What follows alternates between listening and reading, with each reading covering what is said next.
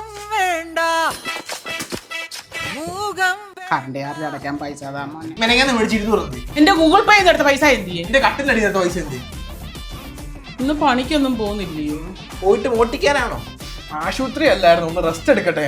ഞാനല്ലയോ admit, നിനക്ക് എന്തിനാ rest? Admit ആയവർക്ക് മഴ ഇങ്ങനെ കിടന്നാ മതി. കൂടിരിക്കുന്നവന് ഉറങ്ങിയോ നോക്കിയിട്ട് കഞ്ഞിതാ ഫാനിട് ലൈറ്റ് ഇട്. നീ വീണ്ടും ഉറങ്ങി വരുമ്പോ ചൂട് വെള്ളം. ആ സിസ്റ്റർ ഒന്ന് ഉറങ്ങി വരുമ്പോ സീരിയസാ മരുന്നുതാ.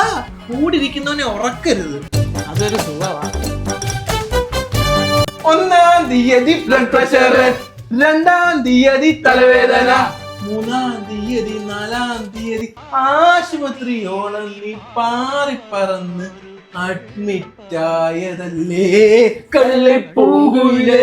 ഉള്ള കാശെല്ലാം കളയാനാ. എന്തോ അച്ഛന്റെ പൂങ്കുയിൽ ഇത്ര നീട്ടം. എനിക്ക് പനി വന്നപ്പോ ഞാൻ പറഞ്ഞു AC ഡൂലക്സ് റൂം വേണം. ഉള്ള കാശല്ലേ അവിടെ കൊണ്ട് കൊടുത്തപ്പോ സമാധാനമായല്ലോ. സത്യം പറയടാ, ഈ കാശ് എവിടുന്ന? ബിസ്ക്കറ്റ് കച്ചവടമായിരുന്നു പണ്ട്, റീറ്റെയിൽ ഇപ്പൊ ഹോൾസെയിൽ. അമ്മ 10 ദിവസം ഹോസ്പിറ്റലിൽ കിടന്ന ചെലവ് ഇൻഷുറൻസ് കമ്പനി നോക്കി അതിന്റെ കൂടെ 2000 കൂടെ വെച്ച് തന്നു. അങ്ങനെ 20,000 രൂപ കിട്ടി. ഇൻഷുറൻസ് കമ്പനിക്കാരൻ ഞാൻ ആശുപത്രി കിടന്നെന്നും പറഞ്ഞോണ്ട് ഇങ്ങോട്ട് പൈസ തന്നോ? സത്യം പറയടാ. സത്യം, ഇങ്ങനെയുള്ള ഇൻഷുറൻസ് പ്ലാനൊക്കെ ഉണ്ട്. നോക്കിയെടുക്കാത്തതുകൊണ്ട് അറിയാതെ പോകുന്നതാ. നല്ല ചെലവായിരിക്കും ഇല്ലയോ?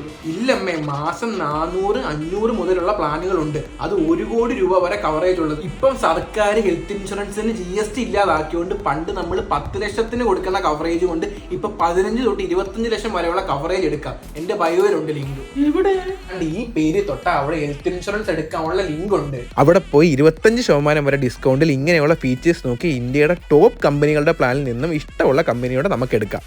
എല്ലാം അറിയാല്ലേ? നാട്ടിലുള്ളവർക്ക് മാത്രമല്ല, പ്രവാസികൾക്കും എടുക്കാം. മാസം ഇന്ത്യൻ രൂപ 800-1000 മുതലുള്ള പ്ലാനുകളും ഉണ്ട്.